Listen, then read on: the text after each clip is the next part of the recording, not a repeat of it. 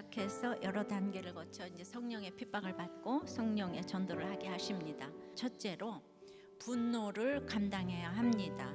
베드로가 한번 설교할 때마다 3천만 5천 명이 빠져나가니까 이들이 죽을 지경이 되었어요. 그런데 이들 모두 그 당시 엘리트이고 교양 있고 가진 자예요. 근데 이들이 죄가 안 보이니까 못할 짓이 없는 것으로는 보여줍니다. 실제로 이들에게는 사형 집행권이 없었는데 이 격분한 나머지 불법을 저지르면서까지 사도들을 죽이려고 했던 것이에요. 그러니까 이들이 지금 기득권의 목숨을 거니까 사도들의 목숨까지 노리는 거예요. 사도들의 입장에서는 초대교회 성도들이 이제 회개하고 오는 건 기쁘지만은 그것 때문에 죽이려고 하는 지도자들을 감당해내야 돼요. 예수님도 이들에게 죽임을 당했잖아요. 그러니까 제자들도 똑같은 일을 당하고 가는데 예수님이 먼저 그 길을 가셨기 때문에 이거는 있어야 될 일이구나 이렇게 생각할 수 있는 거예요. 두 번째, 지성과 선함도 필요합니다. 그러니까 내가 진실로 복음을 전하면 하나님은 너무도 신실하게 하나님의 일을 하십니다. 이 뜻밖에도 하나님의 상급이란 이름 뜻을 지니는 그 가말리엘은 사도들을 돕는 천사로 나타났어요. 그는 바리새파에 속한 교법사로 모든 백성에게 존경을 받는 그 시대의 지성의 아이콘이었어요. 이런 가말리엘이 공회에서 일어나 사도들에 대해서 조심하라고 한 거예요. 백성들에게 칭송을 받고 경외함을 받는 사도들을 있는 모습 그대로 인정한 것이에요. 가말리엘은 이렇게 지성의 아이콘으로 사두개파와 원수처럼 여겨지던 바리새파 양쪽에서 인정을 받았기에 그들을 설득할 수 있었어요.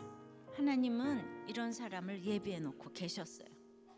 결국 역사의 주관자이신 하나님은 바리새파 사람인 가말리엘을 사용해서 사도들을 죽음의 위기에서 구출해내신 것이에요. 세 번째는 성령의 전도를 하려면 역사의식도 필요합니다. 가말리엘은 드다와 유다를 통해서 역사적인 사례를 들어서 설득을 합니다. 첫째로 드다를 통해서는 스스로 높아지고자 해서는 안 된다는 것이에요. 이 말씀 그대로 드다는요 자기를 스스로 높이고 자칭 메시아 구세주 이거를 말하면서 요단 강물을 자기가 가를 수 있다고 백성들을 미혹했어요. 근데 이제 로마에서 파견한 유대 총독이 그를 죽였거든요. 근데 이제 사건이 일단락되니까 그 추종자들이 단번에 다 뿔뿔이 흩어졌대요. 드다는 자기를 스스로 높였지만은 예수님은 종의 형체를 가졌기 때문에 너무 다른 거예요. 그러니까 우리가 무슨 일을 할 때 종의 자세를 가지는 것이 하나님 자녀로서의 태도이고 그렇게 전하는 것이 성령의 전도인 거예요. 기도하고 말씀을 듣고 자신에게 먼저 적용을 해야 되는 것이 성령의 전도인 거예요. 두 번째는 유다를 통해서는 로마의 무력을 그 폭력으로 대응하지 않아야 한다는 것입니다. 당시 이제 시리아 총독인 구레뇨가 인구 조사를 하는데 인두세를 걷기 위해서 그러니까 이 유다가 또 백성들을 선동해 가지고 우리가 하나님의 백성인데 어떻게 로마에 세금을 낼 수 있냐 하면서 반란을 일으켰어요. 그 또 총독 구레뇨가 이끄는 로마 군대가 무참하게 또 진압을 했어요. 그랬더니만 따르는 자들이 또 단번에 다 흩어져 버렸어요. 무력에 같은 폭력으로 대항하면 망하게 되어 있어요. 그 드다와 유다의 얘기를 하면서 이제 거짓 메시아는 시간이 지나면 다 흩어졌다. 그러니까 사도들을 죽여서 우리가 피를 흘리지 말자.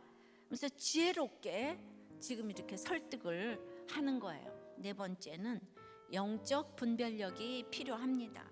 그들은 사도들을 무죄 방면하지 않고 채찍질을 가한 후에 방면하였어요.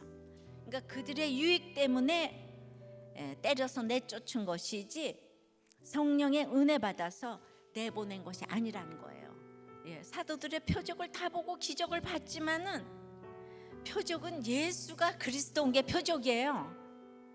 그런데 그게 믿어지지 않아요. 그러므로 최고의 율법학자가 하나님의 존재는 인정한다면서 그 지식이 예수께로 인도되는 이 지식은 되지 못해요.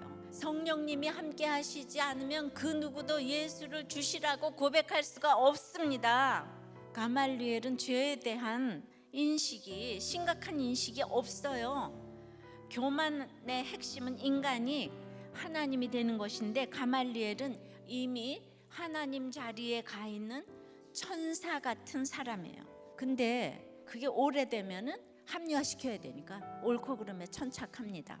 그리고 또 곧 고난이 오면은 또 주님을 부인합니다. 사도들은 복음을 위해서 고난이 올 때 그 고난 때문에 힘이 들지만 나를 위해서 십자가 지신 주님을 곧 생각합니다. 그런데 가말리엘은 고난을 설명합니다. 그러나 고난을 이길 수 있는 능력은 없는 거예요. 다섯 번째는 그 이름을 위하여 능력받는 일에 기뻐합니다.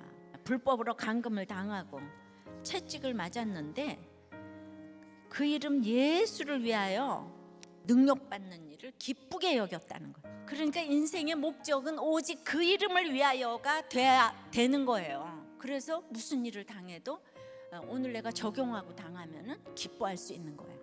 예수는 그리스도다, 이런 확신의 고백이 중요합니다. 사도들은 악인들이 악을 행한 것보다 더 열심히 뜨겁게 사명을 행했어요. 아무리 나를 죽이고자 해도 낙심하지 말고 그들의 악보다 한 가지 조금 더 열심히 사명 감당하면 됩니다.